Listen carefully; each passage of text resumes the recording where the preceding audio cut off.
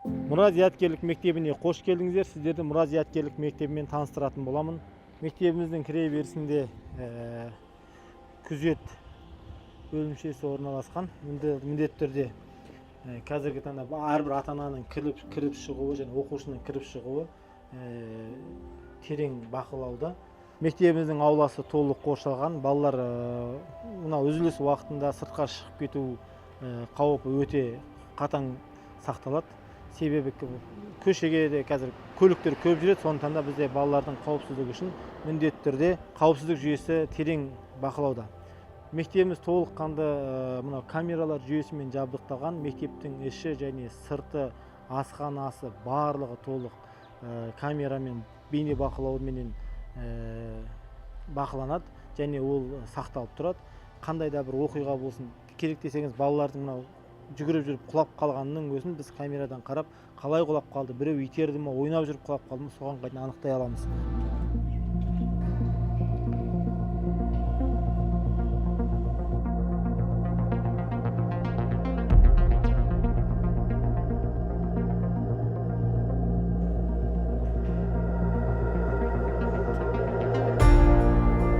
Мұра зияткерлік мектеп 1 және 11 сыныптарға арналған, оқушыларға арналған мектеп. Мектебіміздің басты бағыты ағылшын және математика пәндері тереңдетіп оқытылады. Және мектебіміздің екінші ерекшелігі таңғы сағат 9-дан кешкі сағат 5-ке дейін балалар осы мектеп қабырғасында болады. Сонымен қоса 2 уақыт тамақ беріледі мектепте. Үй тапсырмасы мектеп қабырғасында орындалады. Сонымен қосымша ментальная арифметика, робототехнология, домбыра сияқты үйірмелер осы мектеп қабырғасында бірге жүзеге асырылады. Мектебімізде бүгінгі таңда 197 оқушы оқиды. 1-ші, 2-ші, 3-ші, 4-ші, 5-ші сынып осы жақында ашылды. Қазіргі таңда мектебімізде 35-40 мұғалім жұмыс жасайды. Мұғалімдердің ерекшелігі сол, бізде бастауыш пәнінен мысалға математиканы арнайы тек қана математика бағытындағы мұғалімдер ғана сабақ береді. Ағылшыннан кәдімгі шетелден келген Шафқат Мырза деген мұғаліміміз бар. Америкадан келген носитель языка, не қазақша, орысша білмейді, тек қана ағылшын тілінде сабақ береді. Сонымен қосымша ағылшын дамытуда 3-ші мұғалім Дәулет деген кісі сабақ береді.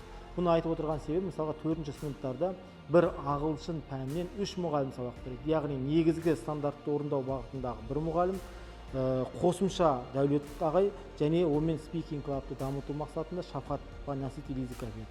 Яғни аптасына 8 рет ағылшын болады. Математикада тура солай. Математикада түске дейін негізгі мұғалімдер сабақ береді, түстен кейін математикадан қосымша болады. Аптасына 8 рет математика, 8 рет ағылшынша оқытылады. Себеп балалардың бағандай білім дағдысын жылдамдатып көрсету. Мектептегі аудиториялардың, мектептегі сыныптардың барлығы осындай бірдей форматта жабдықталған. Әрбір баланың жеке киім қоятын орны, сонымен қатар әрбір балаға арналған жеке парталар, сонымен қатар біздегі мектептің тағы бір ерекшелігі, бізде кәдімгі интерактивный панели доскамен жабдықталған. Барлық сынып бірдей. Себебі бұл жерде мынау интернетке қосылған, бұл жерде ноутбугын қосып алып бағандай видеоларын көрсетуге де болады.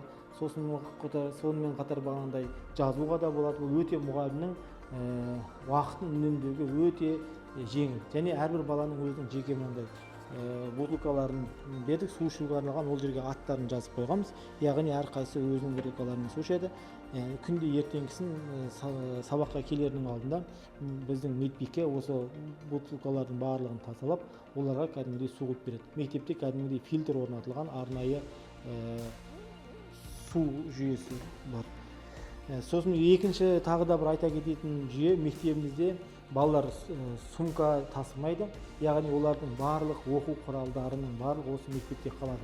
Яғни бала ертеңгі күннің сабағын осы мектеп қабырғасында өзі орындап, дайындап, аяқтап кетеді. Яғни сағат 5-те барғаннан кейін бала арғарай еркін түрде ата-анасымен ойнап, болмаса бағандай ертерек демалып, үй тапсырмасын осы мектепте проблемасын шешіп қайтады.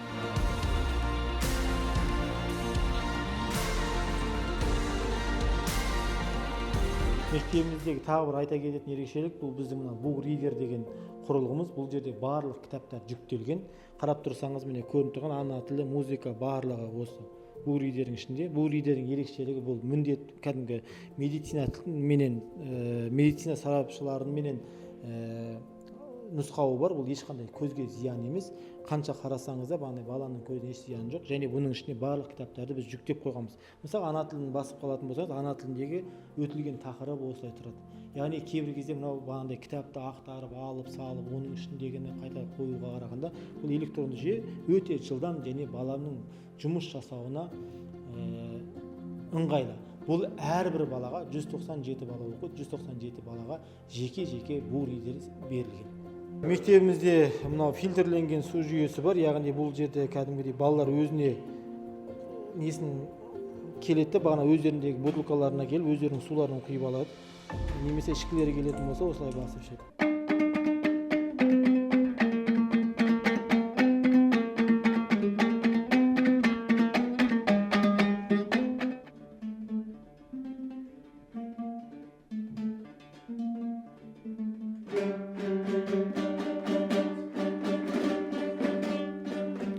Біздің мектебіміздің ең негізгі ерекшелігінің бірі, бізде сыныпта 18 бала оқиды.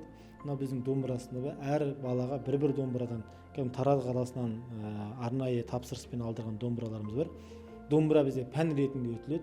Яғни біздің алдыға қойған мақсатымыз біздегі оқитын барлық бала міндетті түрде бірнеше күй және бірнеше әнді домбырада орындауды үйренеді деген ниеттеміз. Қазіргі жетістігіміз де жаман емес. Өткенде біз бір есеп беру кешін қойдық. Сол кезде біздің оқушылардың қазіргі таңда 50-60% бір-екі күй үйренді. Бұл әлі жалғасады.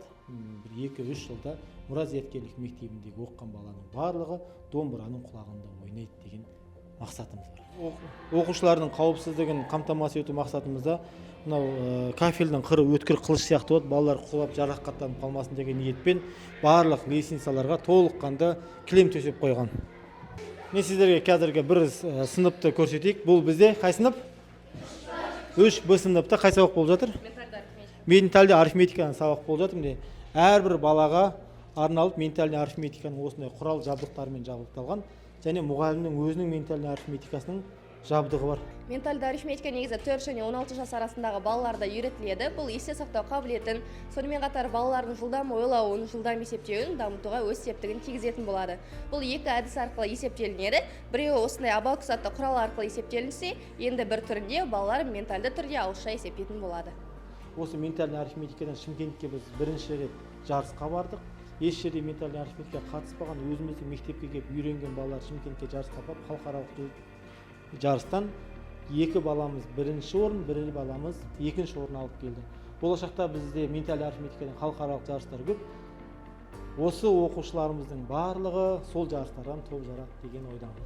Біздің мектебіміздегі тағы бір ерекше сабақ бұл мынау робототехнология деген сабақ.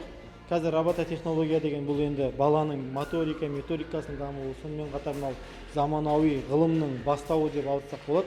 Сондықтан да біз бұл бірінші жыл болғаннан кейін ең жеңілін алып келдік. Яғни бұл бірінші этабы. Бұл жерде балалар өздерінің фантазияларымен 300-ге жуық бандай роботта машина, бандай неше түрлі нәрселер құрастырады.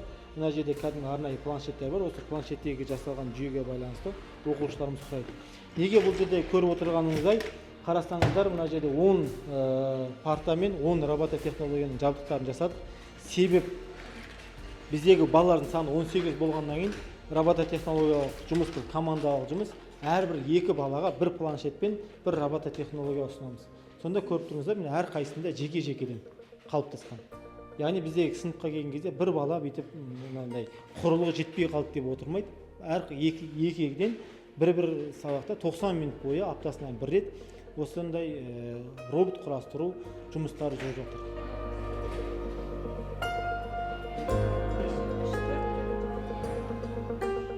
Бұл біздің асханамызда міне көріп тұрсыздар, тазалықта бізде тазалық өте жоғарғы деңгейде. Мына бөлігі бізде тамақ жасайтын бөлік. Яғни бізде тамақ жасайтын бөлік кәдімгі стандартқа сай пештермен, газбен барлығымен қамтамасыз етілген электронды. Келесі мына жерде бізде тамақты мына жақтан алып шығады. 100 балаға арналған асханамыз бар. Яғни бұл жерде 2 уақыт тамақ беріледі. Бізде байқағанымызда бізде буфет деген нәрсе жоқ. Және екінші ерекшелігі бізде телефон ұсталмайды. таңғы сағат 9-да келіп, кеш сағат 5-ке дейін мүлдем телефон қолданбайды. Және бізде буфет қоймады, себебі ештеңе сатылмайды. Шоколад, кола, макси чай деген сияқты дүниелер сатылмайды. Балалар біздің өзіміздің жасаған бағандай диетический тамақ дейді ғой, бағандай мемлекет рұқсат берген тамақтармен тамақтандырамыз. Сосын тағы да бір айта кететін осы жерде ерекшелік, бізде керек десеңіз, мына балалардың туған күндері, тағы бір нәрселер болған кезде, іс-шаралар болған кезде біз сырттан мүлдем тамақ әкеліп бізбейміз. Бұл біздің мектебіміздің басты қағидаты, яғни бала азаннан кешке дұрыс тамақтану керек және телефонсыз мектеп.